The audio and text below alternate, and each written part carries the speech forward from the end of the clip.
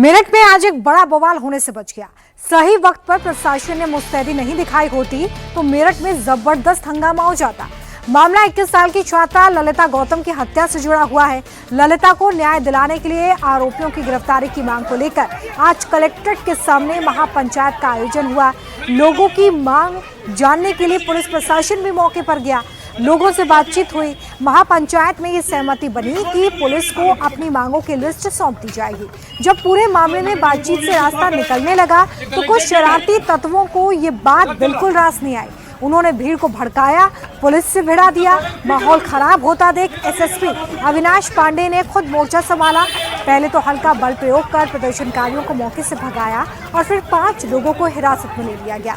इसके बाद SSP mic पर लोगों से शांति बनाए रखने की अपील भी करते रहे। तभी उन्हें खबर मिली कि हिरासत में लिए गए आरोपियों ने पुलिस वैन में ही हंगामा शुरू कर दिया।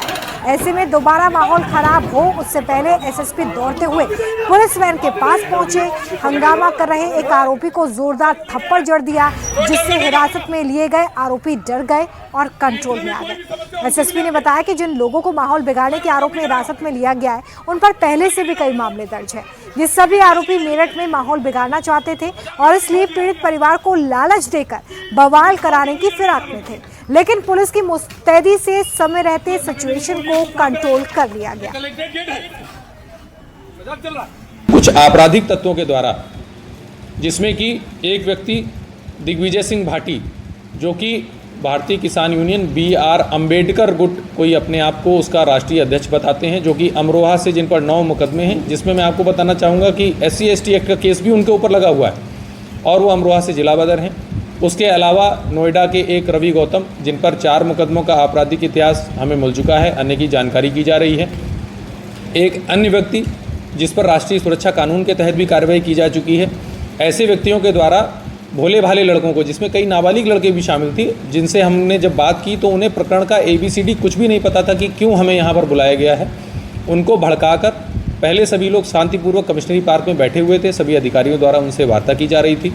उनसे ये भी कहा गया था कि जिसको भी ज्ञापन देना है या जो भी विवेचनात्मक बिंदु आप चाहते हैं वो हमें लिख के दे दीजिए। उस पर कुछ लोग राजी भी थे, लेकिन इन आपराधिक तत्वों के द्वारा उन्हें भड़काकर कलेक्ट्रेट के गेट के सामने रोड जाम की गई, जिससे आने जाने वाले लोगों का आवागमन बाधित हुआ। जितने अधिकारीगण हैं उनका आवागमन बाधित हुआ। इनसे लगातार वार्ता जारी रही, लेकिन बहुत लंबा समय निकल जाने के बाद में और सारी चेतावनी इन्हें दिए जाने के बाद में इनको आवश्यक न्यूनतम बल का प्रयोग कर वहाँ से हटाया गया है। इस प्रकरण में जिन लोगों के द्वारा ये अराजकता फैलाई गई है और जिनका जिस प्रकार का आपराधिक इतिहास है, उनके विरुद्ध सम्यक धाराओं में थाना सिविल लाइन पर मुकदमा पंजीकृत किया जा रहा है। इस प्रकरण में अभी तक 5 लोग हम लोग की हिरासत में आ गए हैं। अन्य लोगों के लिए हमने टीम लगा दी है और इस प्रकार की अराजकता बिल्कुल भी बर्दाश्त नहीं की जाएगी।